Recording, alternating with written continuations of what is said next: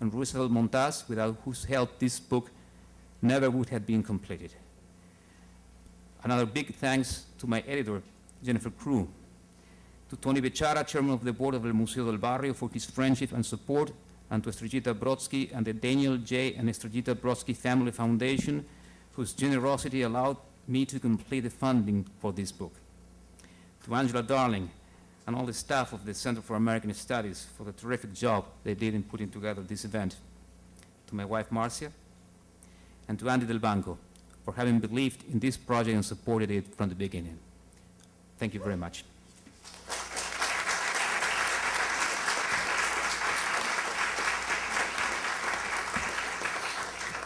Thanks, Claudio. You know, sometimes coincidence and circumstance really help thread the needle for you for an experience. And I was doing 100,000 things in the week leading up to getting on the plane this morning. And for those lucky or unlucky enough to take the shuttle up from Washington from time to time, you'll know that there are several flight paths that the plane can take into LaGuardia.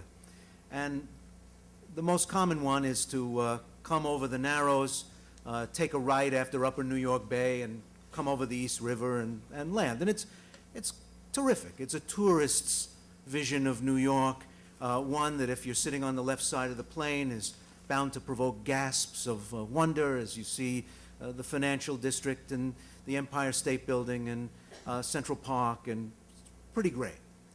This morning, I took the flight path less taken. It was one of those sparkling, fabulous early fall mornings that New York is one of the secret gifts of living in New York City.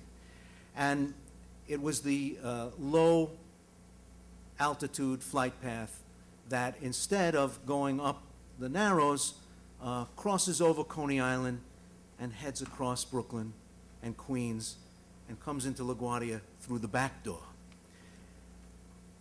It was perfectly clear.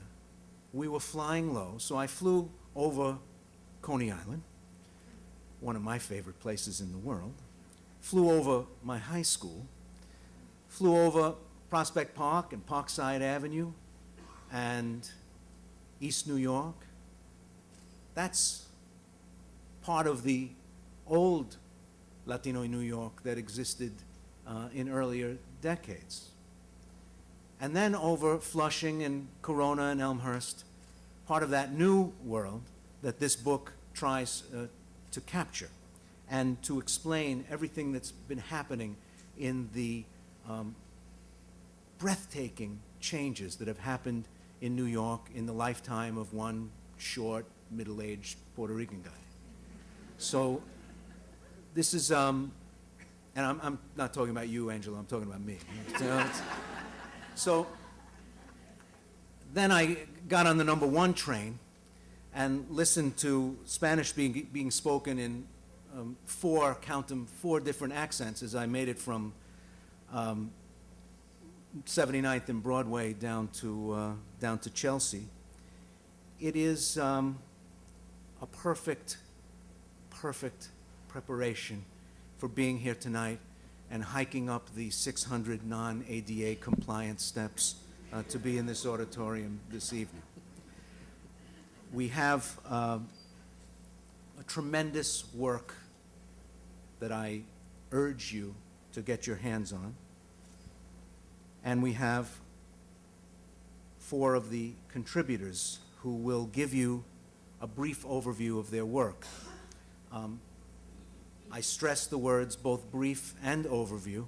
It's hard to tell academics to speak in a brief manner, but as the moderator, I promise them that we will discuss their ideas at length, and in return for that, they will do me the solid of being brief. Right, panelists? Okay. That was a very tepid set of agreement, but I'm going to move on.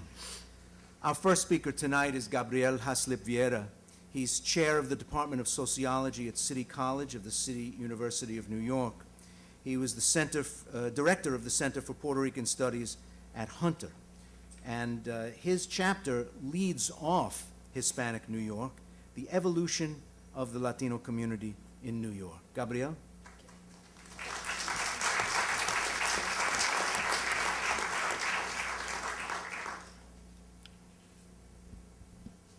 Can everybody hear me?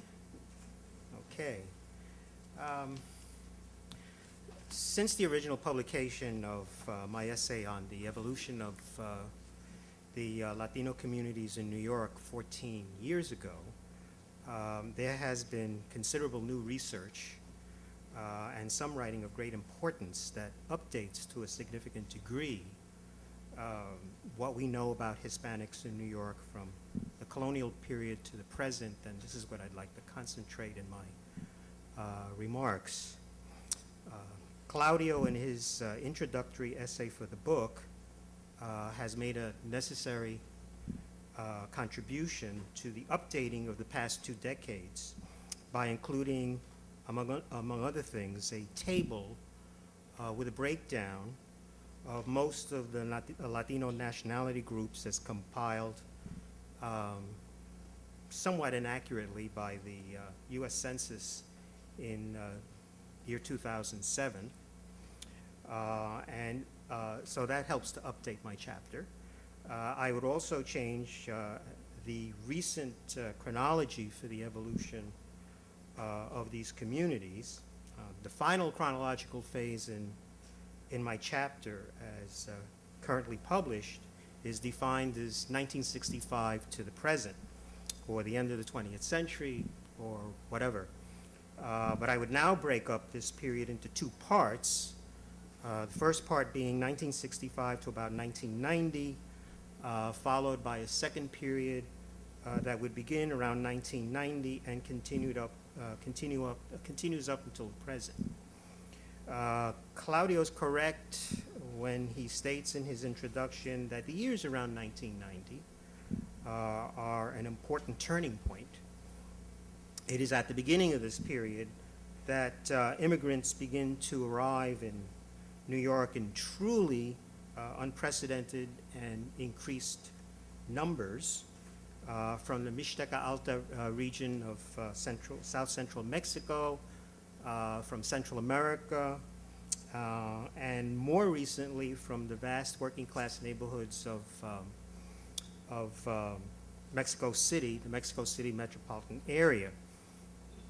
As we all know, this migration from Mexico and Central America, not accurately counted by the Census Bureau or anyone else, has significantly changed the composition of the city's population, as well as the composition of New York's Latino community.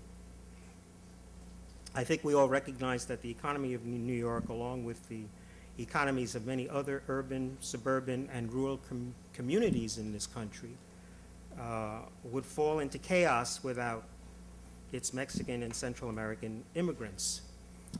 And as I say this, I wonder whether the governor of Arizona, Jan Brewer, has seen this film called A Day Without a Mexican. Now, turning to earlier periods prior to the 1990s, there have also been a number of important recent publications that update and enhance our knowledge of the history and evolution of the New York's Latino communities. Perhaps the most important among these notable publications, in addition, of course, to Hispanic New York, a source book,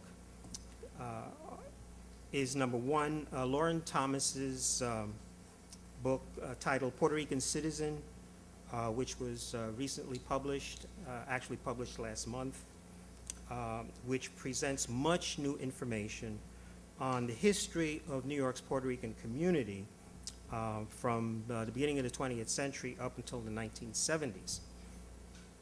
There is also the catalog for the New York exhibit, which opens tomorrow. I was fortunate enough to receive a copy at the end of last week.